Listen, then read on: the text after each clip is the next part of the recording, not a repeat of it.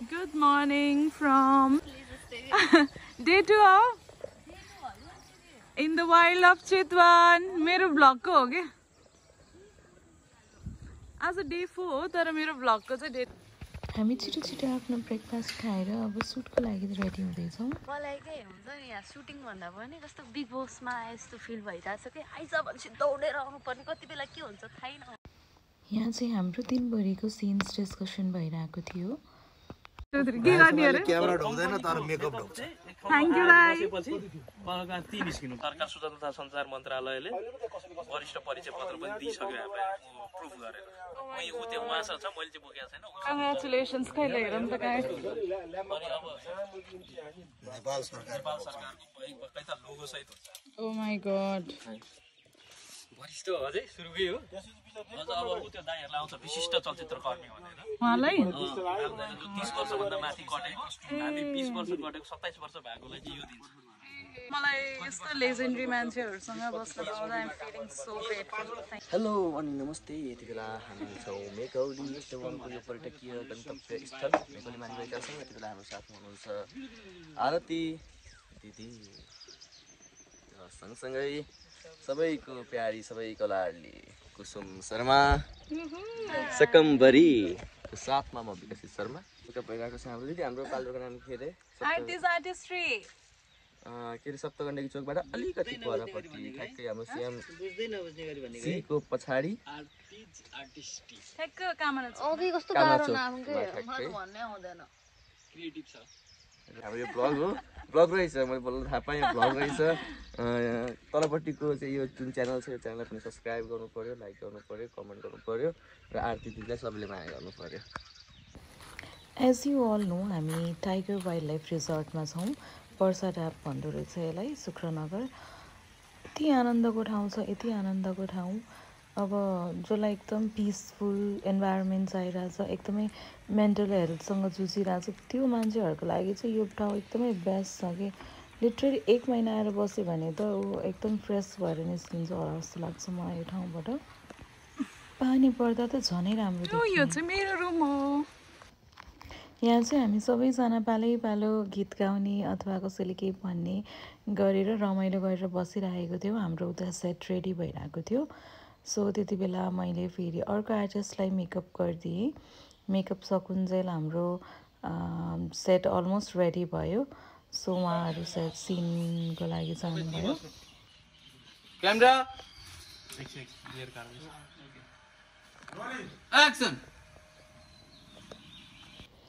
हाम्रो कुसुम म्यामको लागि चाहिँ प्रिटी टिनेज गर्लको लुक चाहिएको थियो and she look absolutely gorgeous here. She literally slayed the look. यति राम्रो देखिरहेको थियो उहाँलाई। सबै भाइ बहिनीहरु अगाडि जानु होला। मसँग यहाँ थोबेलामा हुनुहुन्छ। ल नसुनाउ न। सेट डिजाइन भइरहेको छ। कुन हो? यो चाहिँ हाम्रो आजको प्रप्सको घर हो हैन। रुमहरु यसरी बन्दैछ।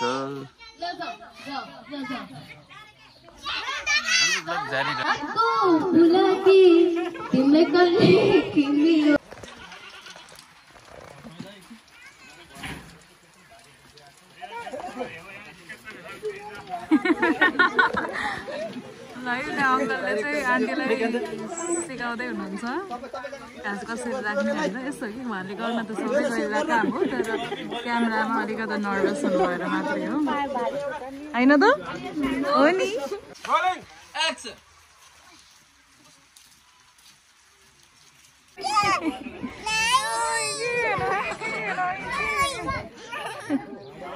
अघि भनेको कुरा भन न प्लिज।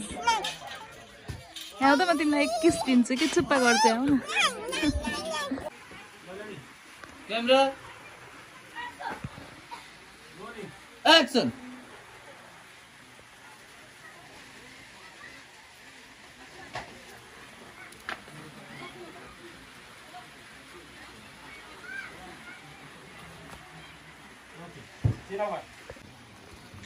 अब चाहिँ हामी जान लागेको छिटो।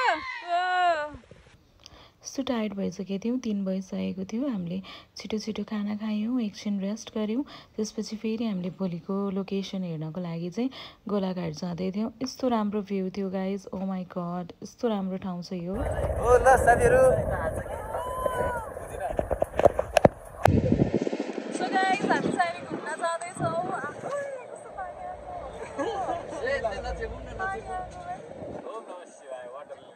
ओम नमः शिवाय।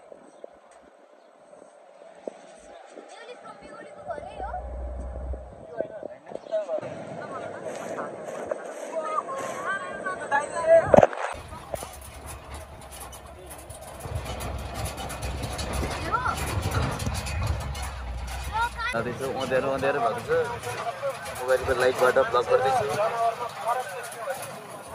यहाँ ब्याकग्राउन्डमा चाहिँ भेज दाइले चाहिँ नन भेज टोलीहरूलाई चाहिँ एकदम ज्ञान दिइराख्नु भएको छ। मजाले इन्जोय गरिराख्नु भएको छ मेरो कलाकार। उहाँ हुनुहुन्छ अर्को कलाकार। उहाँ हुनुहुन्छ कलाकारको रूप परिवर्तन गर्ने मान्छे। उहाँ हुनुहुन्छ कलाकारलाई गाली गर्ने मान्छे।